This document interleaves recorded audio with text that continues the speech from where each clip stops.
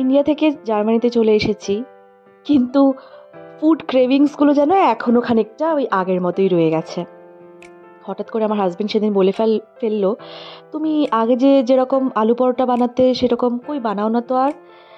আমি বললাম যে আলু পরোটা তো বানাতেই পারি, বাট তার জন্য তো লাগবে চাকতি বেলনি আলু পরোটাটাকে বেলার জন্য, বাট সেটা কোথায়, সেটা তো নেই আমাদের ঘরে। তখন বললো আচ্ছা ঠিক আছে, দেখবো যদি ওই স্টোরগুলোতে পাই তাহলে নিয়ে আসবো নেক্সট টাইম। বললাম ঠিক আছে, যতক্ষণে তুমি নিয়ে আসবে ততক্ষণে তো আরও 2-3 দিন কেটে যাবে। মনে থাকার ব্যাপার থাকে অনেক, অফিসের কাজ ফাজ, তার মধ্যে হাজারটা জিনিস মনে নাও থাকতে পারে, তো সময়টা পেরিয়ে যাবে। তা বলে কি আলু পরোটা খাবো না আমরা আলু পরোটা? তো সেই কারণেই আমি আজকে বানিয়ে ফেললাম আলুর পরোটা।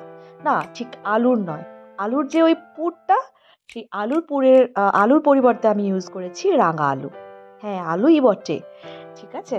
তো আলুটাকে আমি সেদ্ধ করে নিয়েছি, আর এখানকার আলুগুলো, রাঙা আলুগুলো ভীষণ তাড়াতাড়ি সেদ্ধ হয়ে যায়। আমি একটা সিটি দিয়েছিলাম, দিয়ে সঙ্গে সঙ্গে খুলেছিলাম, কিন্তু তাতেই ভীষণ নরম ল্যাদলেদে হয়ে গেছিলো।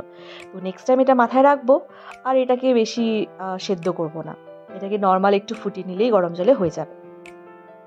তো গরম তেলে মোটামুটি পেঁয়াজ কুচি, জিরে, গোটা জিরে, একটু হিং, আদা, গ্রেট করা আদা, এই সমস্ত মিশিয়ে ভালো করে নেড়ে তার মধ্যে অ্যাড করে দিয়েছি সেদ্ধ করা রাঙা আলুগুলো। তারপরে একটু জিরে গুঁড়ো দিয়ে দিয়েছি আর হলুদ গুঁড়ো দিয়ে দিয়েছি, দিয়ে ভালো করে নেড়ে এটাকে নামিয়ে রেখেছি স্টাফিংটা। আচ্ছা, এরপরে ওই যে বেলনি নেই, চাকতি নেই, এবার আমি বানাবো কি করে? দেখুন, আমরা তো যারা ইন্ডিয়ান, আমরা তো জুগাড়ে বিশ্বাসী, তো জুগাড়টা আমি করেই ফেললাম। তো আমার কাছে ছিল একটা কাচের গ্লাস, যেটা কিনা প্লেন ছিল। তো সেই কাচের গ্লাসটা দিয়ে আমি ট্রাই করলাম, দেখলাম ও মা দিব্যি হয়ে গেল। আর আমার বরমশাই তো ভীষণ খুশি।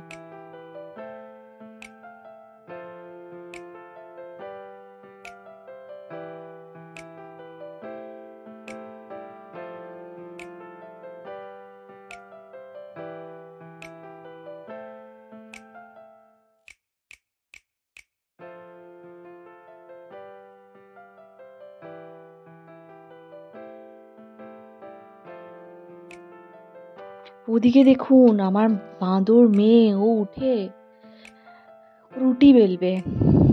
অ্যাকচুয়ালি ও এতক্ষণ জল ঘাটছিল, মানে সিঙ্কে তো ওর হাত পায় না, একটা চেয়ার নিয়ে সেই সিঙ্কটাতে জল ভরছিল, গ্লাস থেকে ফেলছিল, সেই খেলাটা খেলছিল। এরপর যখন দেখলো মামাম এখানে আটা মেখে মানে রুটি তৈরি করছে, অমনি চলে এলো আমি রুটি করব।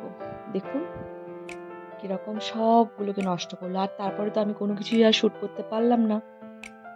যাই হোক, রাঙালুর এই পরোটাটা ভীষণ সুন্দর টেস্টি হয়েছিল, আপনারাও বানিয়ে বাড়িতে খাবেন, ভীষণই টেস্টি হয়। রাঙা আলুর ওই পরোটাটা এত সুন্দর টেস্টি হয়েছিল, সাথে একটু টক দই নিয়েছিলাম, আর ওই পুরটা বেঁচেছিল ওটাও নিয়ে নিয়েছিলাম, আর লিকা চা তো ছিলই সাথে। টিফিনটা জাস্ট জমে গেছিলো।